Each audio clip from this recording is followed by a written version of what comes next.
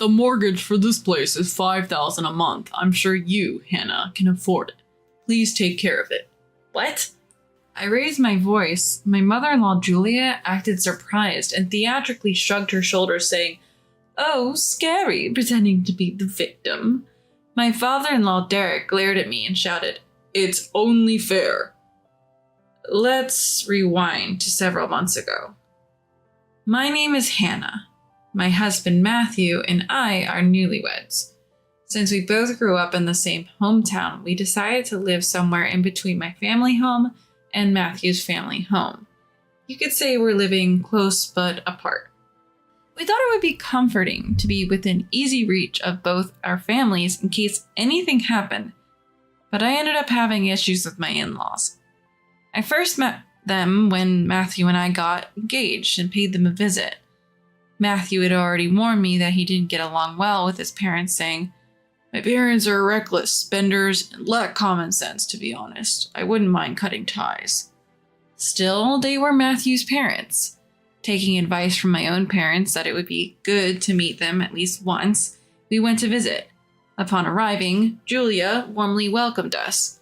She didn't seem like the reckless spender, lacking common sense, that Matthew had described. There was a bit of a cold vibe toward me, but I thought that's just how mother-in-laws are toward their sons' wives. But their attitude changed in an instant when I told them where I worked.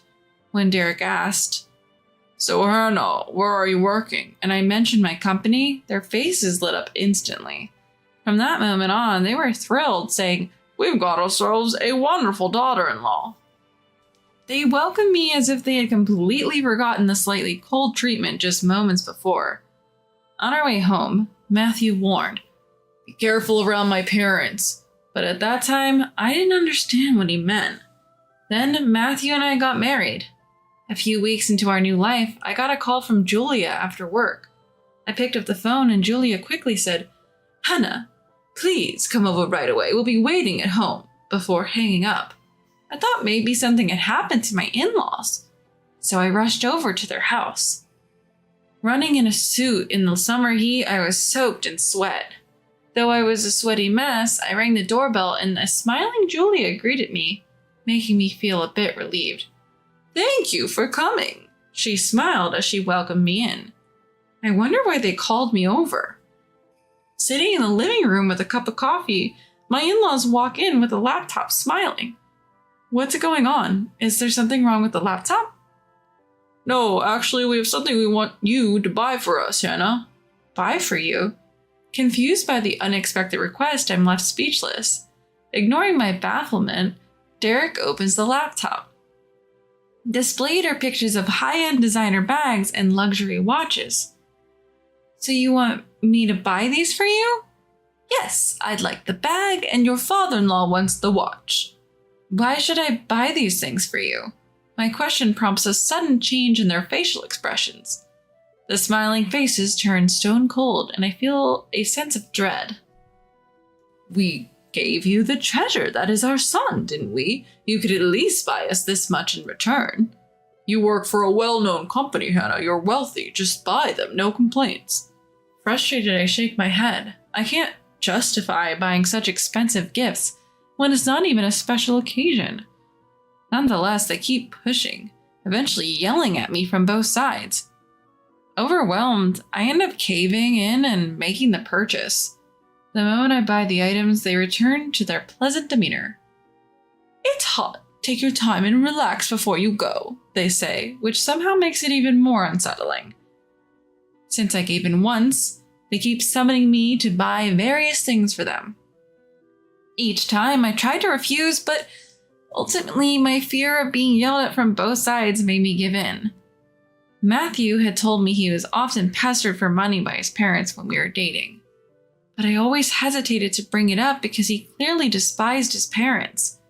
Feeling trapped and unsure what to do, another call from them comes in. I went to my in-laws' house wondering what I would be forced to buy this time. I knew from past experiences that if I didn't respond to the calls, I would receive a series of line messages like a demon. As usual, I was led into the living room, expecting my step-parents to bring their laptops again. But this time, it was different. This time, they bring out a stack of receipts. What's this? This is 1 month of our living expenses. We thought you could cover it for us. What? You're wealthy, Hannah. You can afford this. Saying so, Derek hands me a note with the total amount. I did the calculations for you this time. Next time, just do it yourself. The sum includes utilities, groceries, and other bills. I can't. I shake my head. I shouldn't have to bear your living expenses just because I'm married to your son. No sooner had the words left my mouth than I regretted them. Bracing for more yelling, Julia suddenly burst into tears, collapsing on the table. Why won't you give us money? How could you be so cruel? Derek, who's hugging a loudly sobbing Julia, yelled, This is outrageous. People usually send money to their parents willingly, and we even calculated how much you should give us. Both Derek's shouting and Julia's wailing ring in my ears. I just want to leave this place. I want it to be over. Unable to tolerate my in-laws' incessant complaining, I find myself handing over money yet again. But my funds are not infinite. At this rate, my savings will be drained by my in-laws.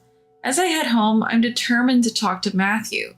But when I see him, I realize he's not in the state for any discussion. Though he came home before me, Matthew was just sitting in the dark staring blankly. Matthew, what's wrong? Turn on some lights at least. When I flip on the lights, Matthew turns his face towards me. What's going on? I ask a visibly drained Matthew, who replies, I've been laid off. Matthew had been troubled by conflicts with his boss for some time. Since we work in the same field, it wasn't surprising that Matthew was laid off. It must have been his disagreeable boss who put him on the chopping block. I can't add any more stress to Matthew's life right now. I keep the situation with my in-laws to myself. Weeks later, my in-laws summon me again, but this time it's different. Instead of their home, I'm called to a different location. And there it is, a mansion that stands out even in a suburban neighborhood. After double-checking the address and my map again, I ring the doorbell. A voice says, Come in! It's unmistakably Julia. Why is Julia here? Although I have many questions, I enter when Julia says I can. Julia greets me in the entryway. Welcome. Whose house is this, I ask. Julia said with a surprised look on her face. It's our house, says Julia, looking shocked. I'm dumbfounded. My in-laws had been begging me for money, yet they've managed to build this mansion? As I'm guided into the living room, Derek is there. I sit down opposite them. How did you build a house like this? We took out a loan. Even old folks like us found a lender willing to lend. How will you repay the loan? Asking you to help with that is why we invited you today, Derek laughs. The mortgage is $5,000 a month. You can handle that, Hannah. What? When I raise my voice, Julia dramatically flinches, exclaiming, Oh, you're scaring me. Derek glares at me. It's to be expected. We're not working. Do you think we can pay $5,000 on our own? Don't take a loan you can't repay. How did you even get approved? I shudder at the thought that they might have borrowed from a disreputable source. Julia pleads. Please, Hannah, don't be such a terrible daughter-in-law and abandon two old people like us. I get up from my seat. I can't pay this time. $5,000 a month is impossible. Excuse me. Hey, wait, Derek shouts, but I'm out the door. Scared that my in-laws would chase after me, I ran back home and quickly locked the door. I rushed to Matthew, who was working on his computer in his room. Well, you scared me. Welcome back, Hannah. What are you up to? Working, actually. My side gig is doing really well, so I'm thinking of going solo. I should have told you sooner, Hannah. Is that okay? Matthew had been down since getting restructured at work, but he was stronger than I thought. With this new Matthew, I felt like I could finally open up about Derek and Julia. That's what I thought. Matthew, it's about Derek and Julia. The moment I started talking, my tears started flowing. Matthew, surprised, gently rubbed my back and asked, What happened? As I sobbed like a child, I explained the situation to Matthew, who then sighed in frustration. Ugh, my parents. When will they stop tormenting people? It turns out Matthew had endured similar treatment from my in-laws before we got married. Since he had calmed down after getting married, he thought that his parents had also become calmer as they got older. Who would have thought they'd be targeting you, Hannah? What should we do? At this rate, we'll have to pay Derek and Julia $5,000 every month. Matthew thought for a moment, then said, Let's move. If we move and change our numbers, we can cut them off for good. But if they come to my workplace, we're done for. They even know where I work. Feeling cornered, Matthew made another suggestion. In that case, weeks went by, and then I got a call from Julia. Hannah, where are you? Your old address has a different name on it. They said you're not at work. The due date for the loan is long past. I calmly responded, I'm not paying. What? The loan. I'm not paying it. Figure it out yourselves, and by the way, this number will soon be out of service. I'm not done talking. Ignoring her, I hung up. Matthew and I immediately changed our phone numbers, cutting off all contact for good. To escape my in-laws, we moved abroad. We only shared our new contact information with my parents and close friends. What Matthew had suggested was for me to quit my job and move overseas. Matthew had made it big in the online business world, allowing me to quit my job. We were doing just fine on his income alone. Now I work part-time in a foreign country to earn some extra cash. I got word from a former coworker that my in-laws had showed up at my workplace yelling, "Where's Hannah?" They even got escorted out by the police. They got off with just a warning, but my coworker said they looked desperate and it was scary. Why had my in-laws become so frantic? We found out a year after moving abroad when I received a mysterious call. It was from Julia. I didn't recognize the number, but when I picked it up, it was Julie on the other end. Hello, Hannah, please, you've got to help us. Somehow my phone number had gotten to Julia. I rushed to Matthew, switched on the speaker, and we both listened.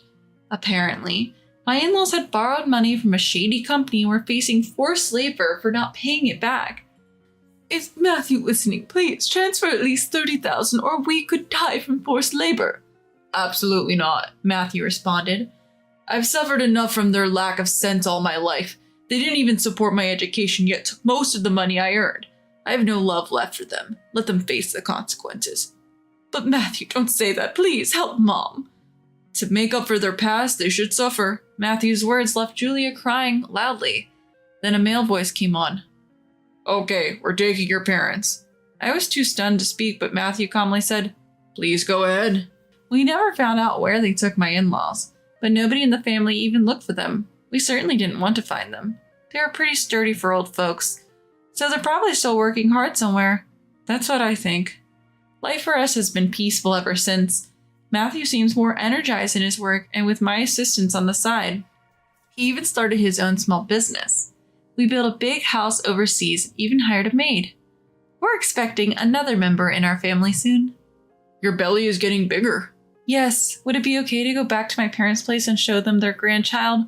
We've only been talking over the phone ever since we left because of the in-laws.